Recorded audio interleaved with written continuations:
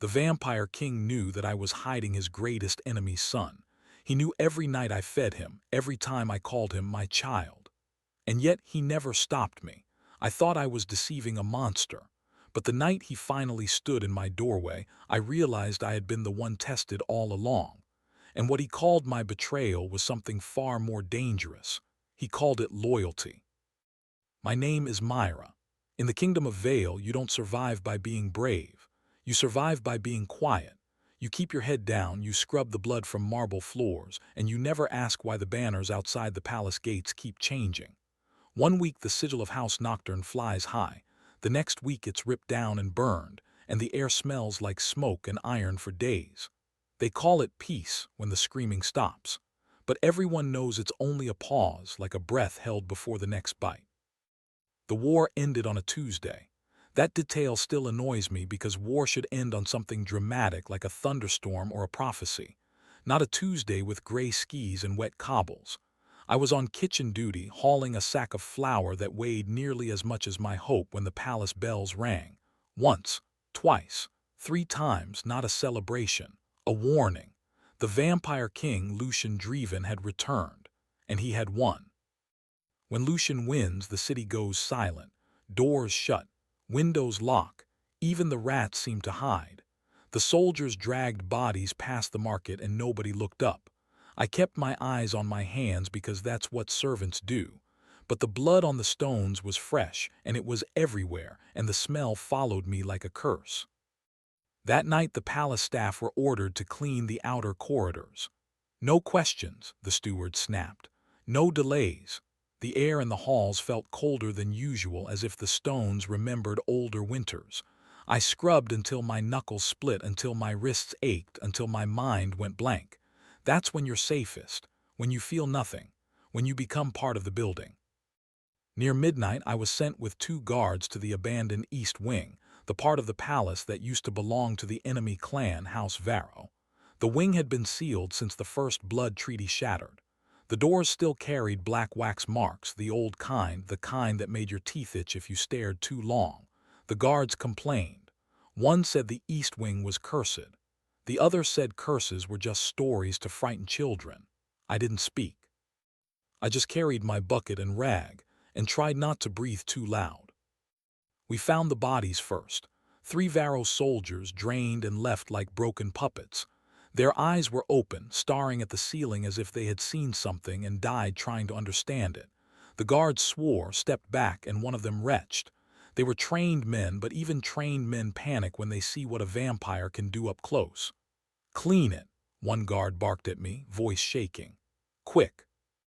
So I cleaned.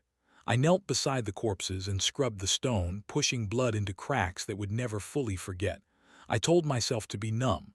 I told myself to work fast. I told myself to go home and sleep like a normal girl. Then I heard it. Not footsteps. Not a moan. A tiny sound, like a breath caught in a throat that wasn't sure it was allowed to exist. The guards didn't hear, or they pretended not to. They kept their eyes on the shadows, on the corners, on anything that wasn't human. I listened again. The sound came from behind a collapsed tapestry near a hidden service door. My stomach twisted. In the war, you learn the difference between a dying man and a living child. This was a child. I should have told the guards. I should have let them do what soldiers do. I should have walked away. But something in me snapped, the same thing that snaps when you've been treated like a tool for too long. I moved before fear could stop me. I pulled the tapestry aside and found a narrow passage half blocked by rubble. In the dark, 2 eyes stared back at me. Not red, not glowing, just wide, frightened eyes the color of storm water. He was small, maybe 5 or 6 by human years. His hair was dark and wet with sweat. His skin was pale, but not the glossy pale of royal vampires. This was the pale of hunger and injury. There was a slash across his side, deep enough that I could see the torn fabric beneath. He clutched a broken blade like it was a toy. When he saw my face, he tried to lift the blade. His hand trembled so badly it was almost cruel. "Don't," I whispered. My voice came out wrong, too gentle for a place like that. "I'm not here to hurt you." He didn't answer. His mouth opened, but no sound came. His throat clicked like it was dry. Then his eyes flicked to the guards behind me and pure terror drowned whatever strength he had left. He tried to crawl deeper into the passage, but his wound pulled him down. A weak whimper escaped him. That's when I realized the truth. He wasn't just a child. He was a vampire child. Varro blood. My hands went cold. House Varro didn't just lose the war, they were erased. The king's decree was clear. No survivors, no seeds, no future. Everyone knew it. And if this boy existed, he was not only alive. He was a secret that could restart the war with one breath. Oi, Myra, one guard snapped, irritated. What's taking so long? I didn't look back. If I looked back, they'd see it on my face. They'd come closer. They'd hear the boy breathing. They'd do their duty. I swallowed hard and forced my voice to sound normal. Just rubbish behind the tapestry, I said. Rats, maybe. Leave it, the other guard muttered. This wing gives me the creeps. Let's go. They turned away. I felt a jolt of relief so sharp it hurt, but the boy made another sound, a tiny cough, and my heart lurched. I did the only thing I could think of. I shoved the tapestry back into place with my shoulder and blocked the view with my body as I stood. Wait, I said, quick. The steward said no stains left. I'll finish this bit. You two can fetch more lime. The guards hesitated. One of them looked at my bloodied hands and grimaced. Fine, be quick. Don't get lost, yeah. They left. Their footsteps faded. The corridor became quiet again, but not peaceful, quiet like a trap. I knelt and pulled the tapestry aside once more. The boy had tears on his cheeks now, silent tears, the sort that say you've learned crying loudly gets you killed. He stared at me like I was either salvation or a knife. I took off my apron, tore a strip from the hem, and held it out. Let me help, I murmured. He didn't trust me. Why would he? Adults in his world either fed on him or used him. Still, he was too weak to fight. I slid into the passage, careful not to scrape him with my bucket. The air inside smelled of dust and old incense. I pressed the cloth to his wound. He hissed, shaking. You'll bleed out, I whispered. And if you bleed out, they'll smell it. Then you're done. His eyes snapped to mine. He mouthed without sound. The king's men, I said. I should have been scared saying the king's name in that place, but fear had already moved into my bones. They won't spare you. A tiny shiver ran through him. Then he did something I didn't expect. He reached up, grabbed my wrist with surprising strength, and pressed his fingers to my pulse. His pupils widened. He inhaled, slow and careful, like he was tasting the air. A second later, his grip loosened and his face changed. Not calmer, more confused, like he'd found something that didn't fit his world. You're human, I said, just human. His lips moved again. Myra, he breathed, finally making sound. My name, soft, broken, like he'd been listening, like he'd already learned me from the walls. My throat tightened. What's your name?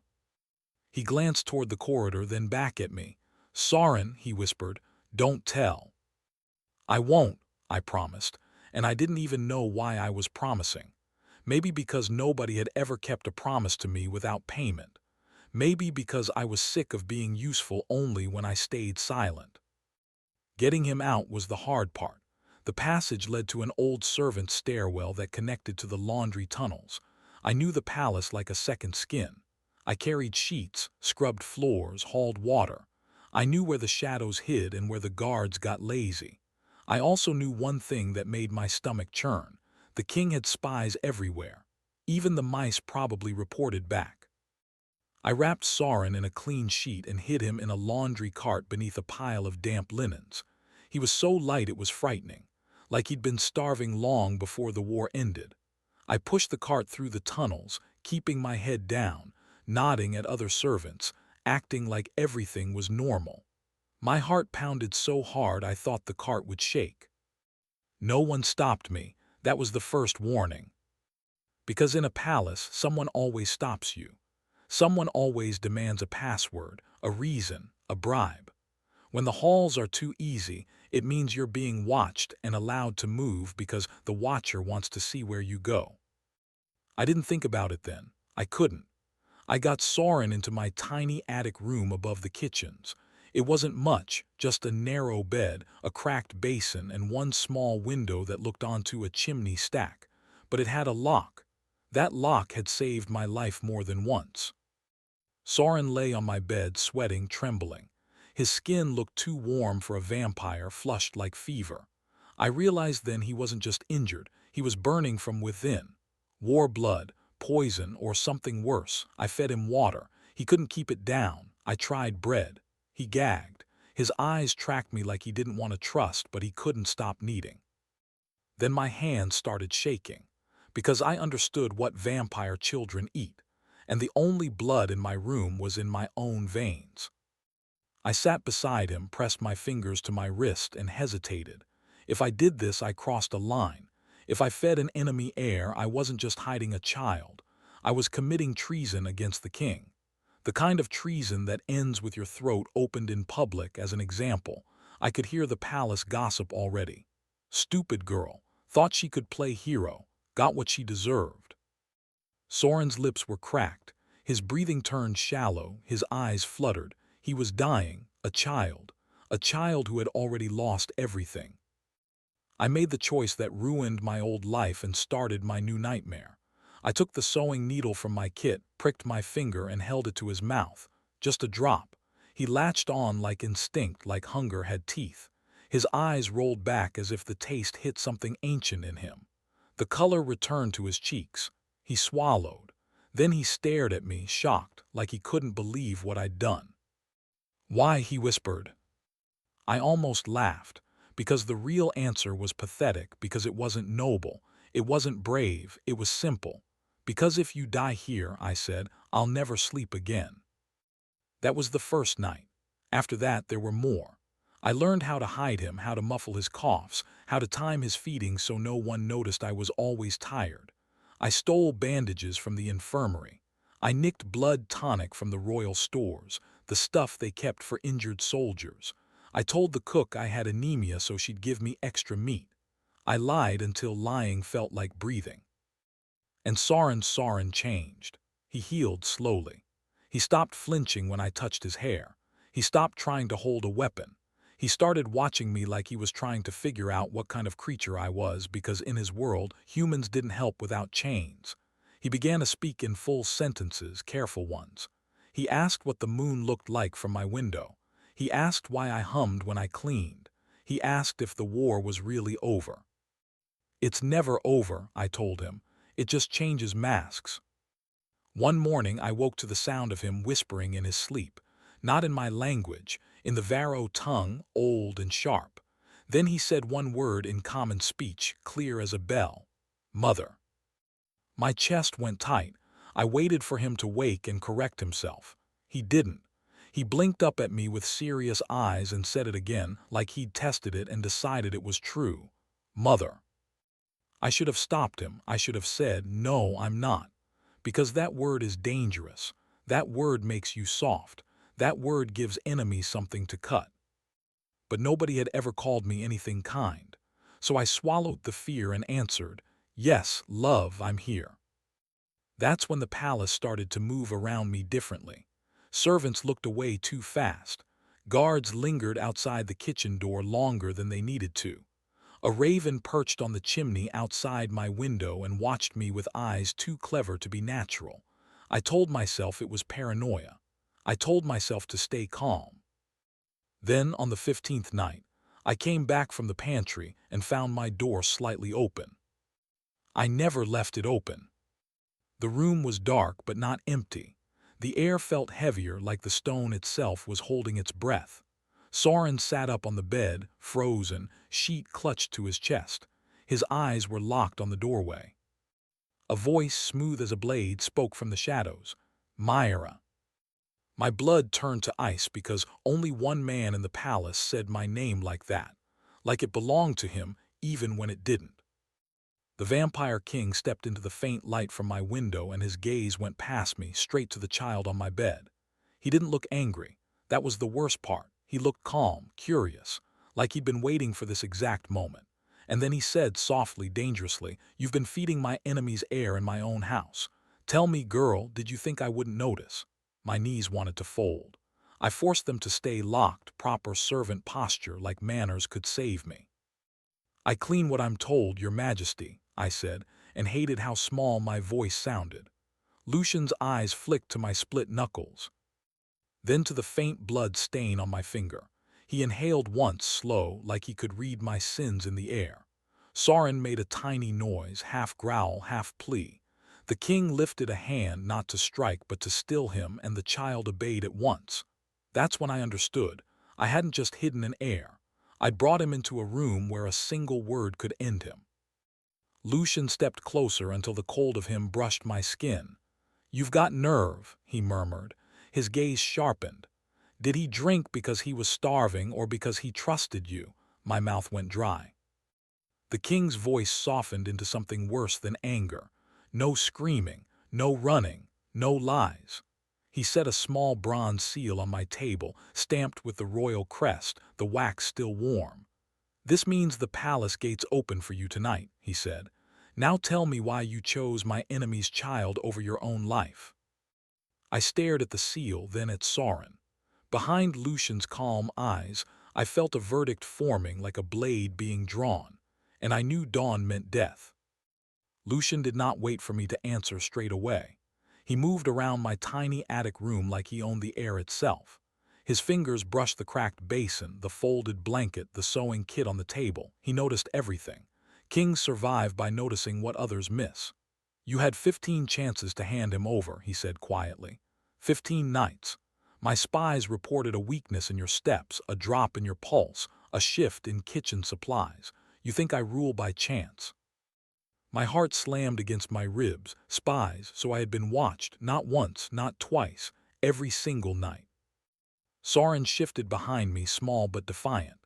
Lucian's gaze softened when he looked at the boy, but it was not kindness, it was calculation.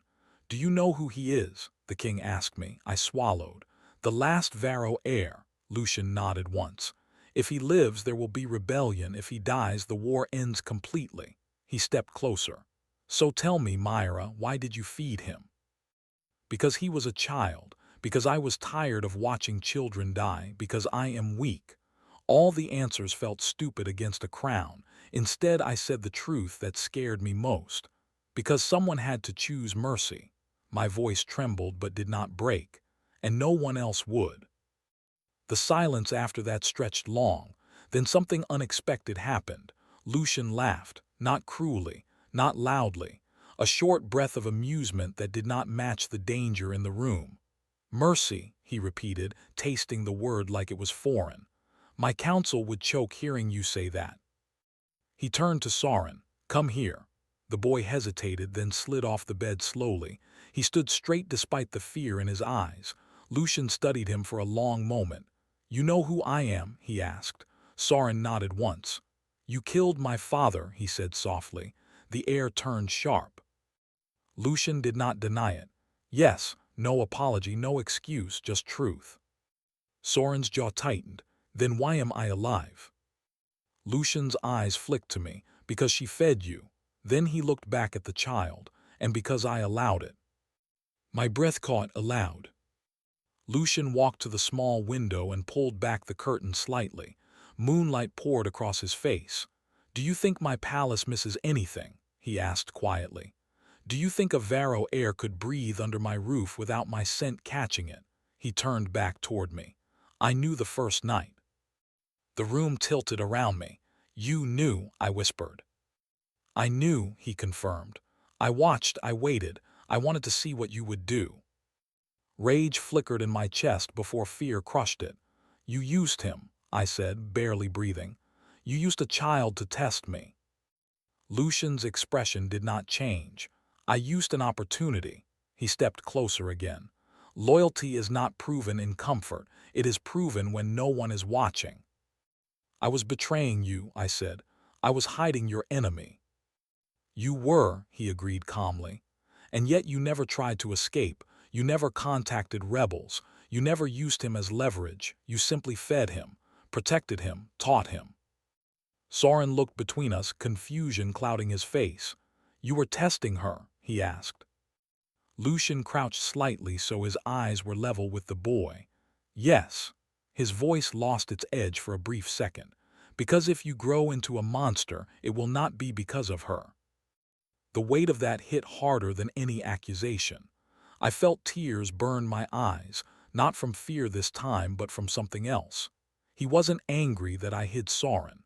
He was measuring what I would shape him into. Lucian stood again. My council believes loyalty means slaughtering enemies until none remain.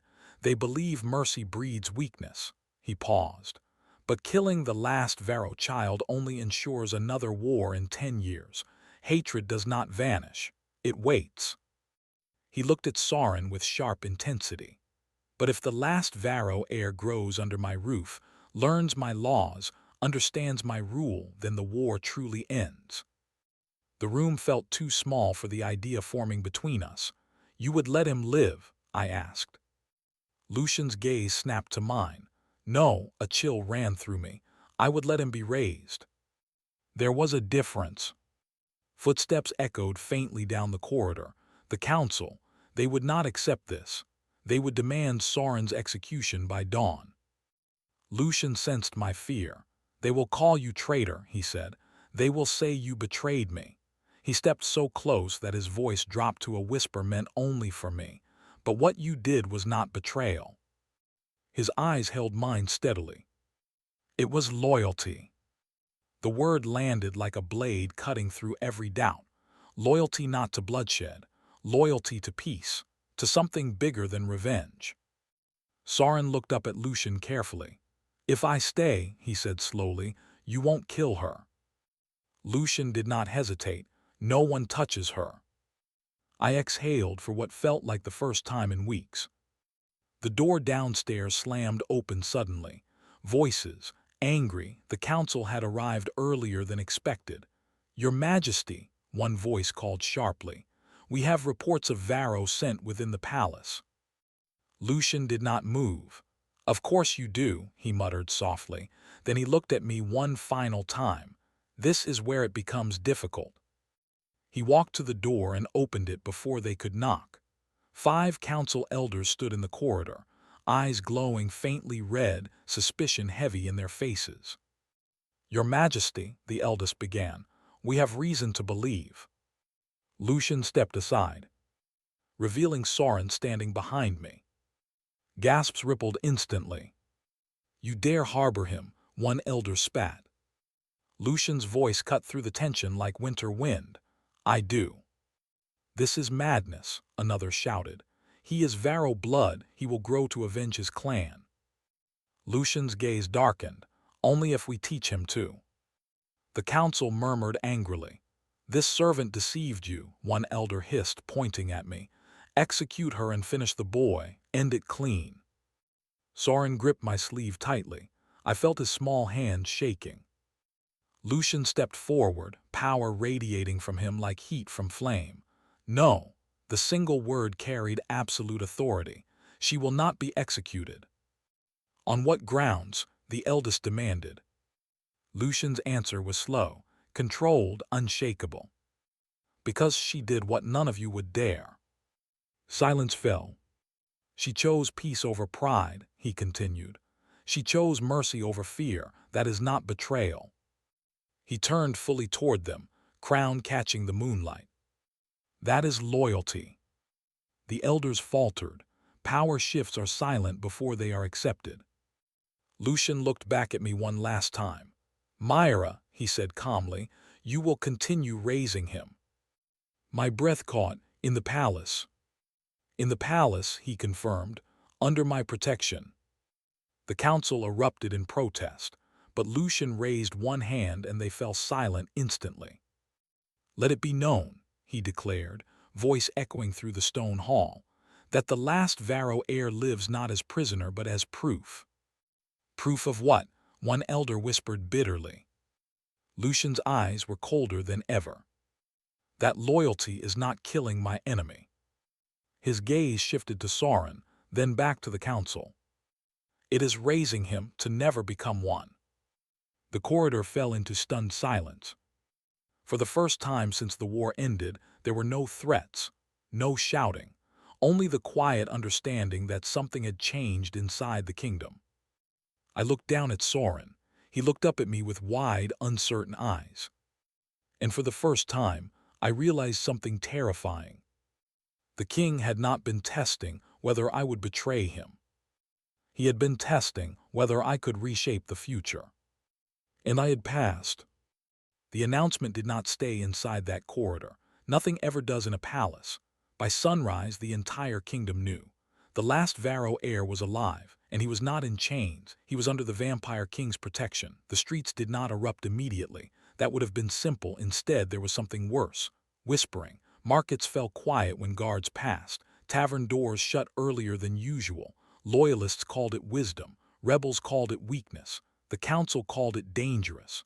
And I called it terrifying. Lucian summoned a full-court assembly 3 nights later. Not a secret meeting.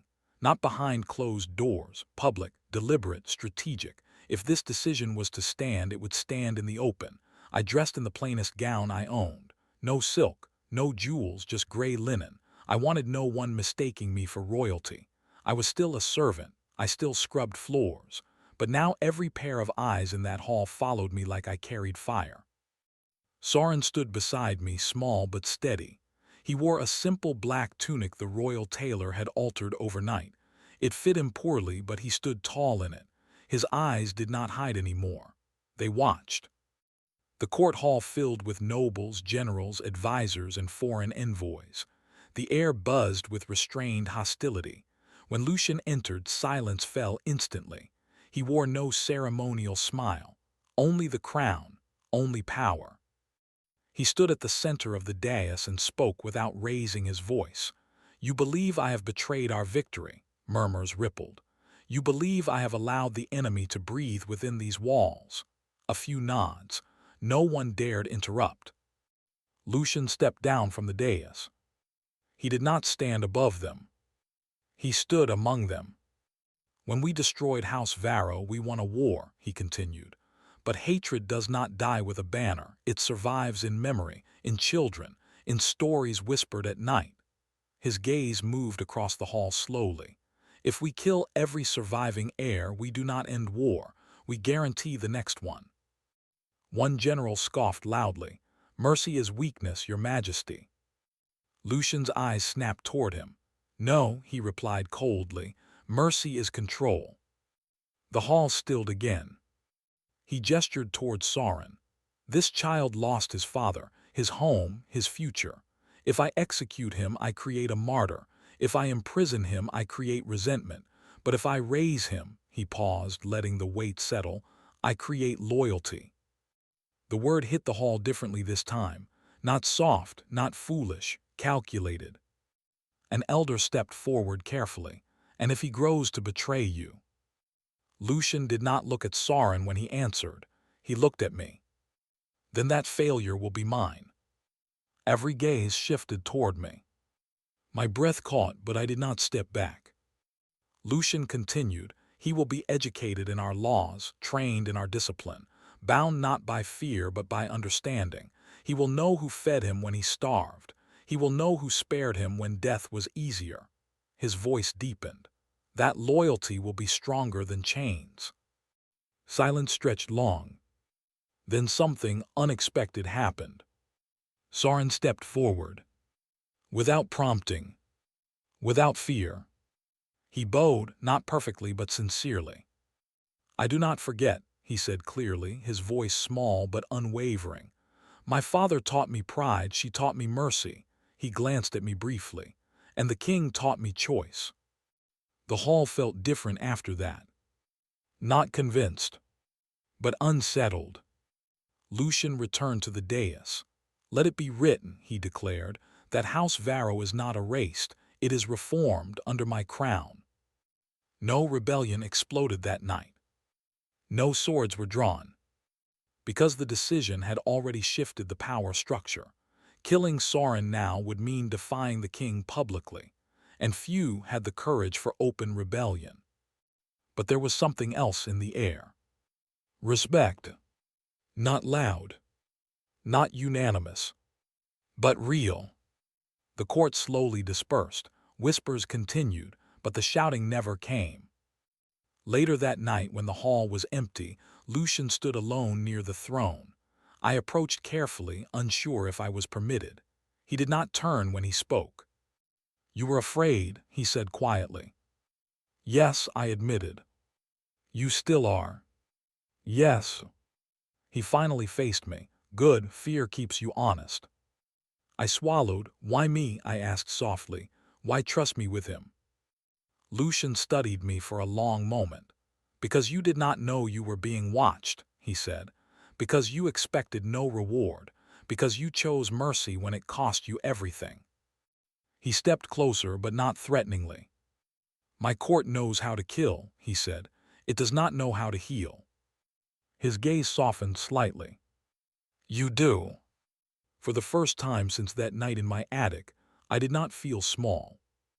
I felt chosen. Sorin ran into the hall suddenly, breathless. "Mother!" he called instinctively, then froze, glancing nervously at the king. Lucian's expression did not harden. Instead, he looked at the boy and said calmly, "You may call her that." The simplicity of it shattered something inside me. Sorin ran to me, clutching my hand. "They bowed," he whispered excitedly. "Some of them bowed." I knelt to his level. "Not to us," I said gently, "to peace." He thought about that seriously, then nodded.